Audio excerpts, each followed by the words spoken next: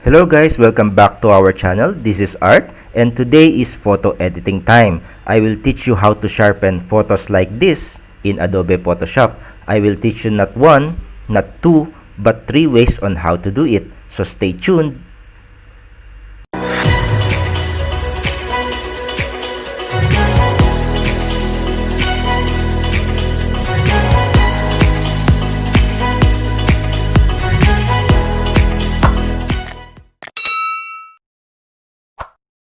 Welcome back guys, and today I have chosen this photograph. The model is Miss Diana Meneses. She's an actress, a model, and host in the Philippines. This is a good portrait as you can see, but this photo is a little bit blurred. We need to sharpen the eyes, the hair, some facial features including the nose and the lips. So today we will show you how to sharpen it by UNSHARP mask, Smart Sharpen, and High Pass filter.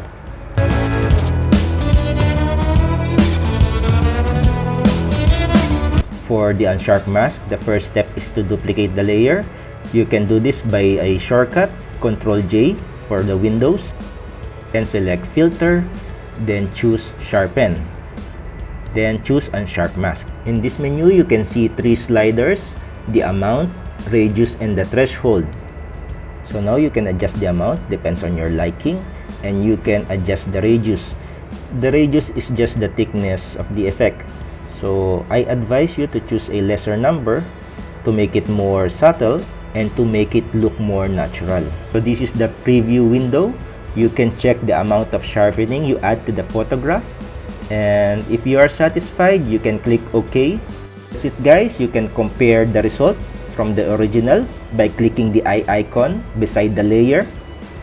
As you can see, we already add some sharpening. Now let's proceed to the next way how to sharpen a photo. Now let's proceed to the Smart Sharpen, and for the first step we need to duplicate again the layer. Ctrl-J for the shortcut, then proceed to the filter menu, then choose Sharpen, then choose Smart Sharpen. This method is a little bit advanced compared to the UNSHARP mask method. Now you have the capability to load some presets and to save all your adjustments also as a preset. And now there's an additional slider, which is the reduce noise slider. So now make an adjustment and see what amount of reduction is best for your picture. Try not to overdo this because it can ruin your picture and it can make your picture look unnatural. So you can use the preview window to check every detail, and if you're satisfied with it, you can press OK.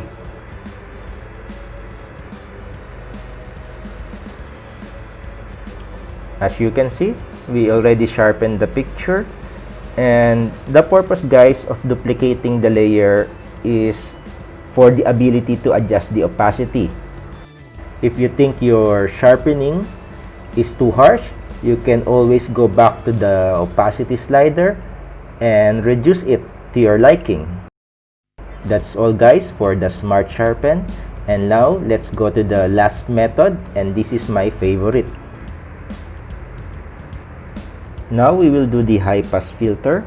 This is my favorite simply because I think it gives the best result. Duplicate the layer again, then choose Filter, then Other, then choose High Pass. As you can see, the layer turned gray, so don't worry, we will fix this later. And all you have to do now is to move the radius slider. This picture will serve as your visual aid on how much sharpening will be applied to this particular picture. Try to choose a more subtle value, but for this tutorial I will choose to add more so you can see the difference. Now for the next step, we will choose the layer mode. So now we will choose soft light. So let's see the before and after. Now let's use another one, this time the hard light. As you can see, it has more sharpening than the soft light. And now the vivid light. So can you see the difference? Always remember that you can adjust the amount of sharpening in the picture by going to the opacity slider. So now let's see again. Let's take a look before and after. And now for my suggestions. You really don't need to sharpen all the details in your picture. And for portraits, I usually sharpen the eyes, some nose details, and the lips, and also the hair. You can do this by adding a layer mask. So click the layer you want to add some layer mask, then click the icon for adding some vector mask. To hide the effect of this layer, you must invert the color by pressing Ctrl I. Then the layer mask will turn black, and all the effect you made will be hidden. Now choose white color for your brush, then paint all the details you want to be sharpened. So for now, I'll be painting the eyes. So try to adjust the radius of your brush. Now the nose and the contours of her lips. That's it, guys. This is how you sharpen some details on your face. So let's try the before and after. As you can see, we already sharpened the eyes, nose, and the lips. If you want, you can sharpen the hair. So this is the best way to sharpen a portrait. So we don't want to sharpen any details of her skin. And for my final tip, guys, always sharpen your photographs on your last stage of post-processing. This will make your post-processing much more easier. That's it, guys. Thank you guys for watching. I hope you like this video. If you do, please click the thumbs up button, please share it, and please subscribe to our channel for more videos like this. See you guys on the next video. Keep creating memories, and God bless.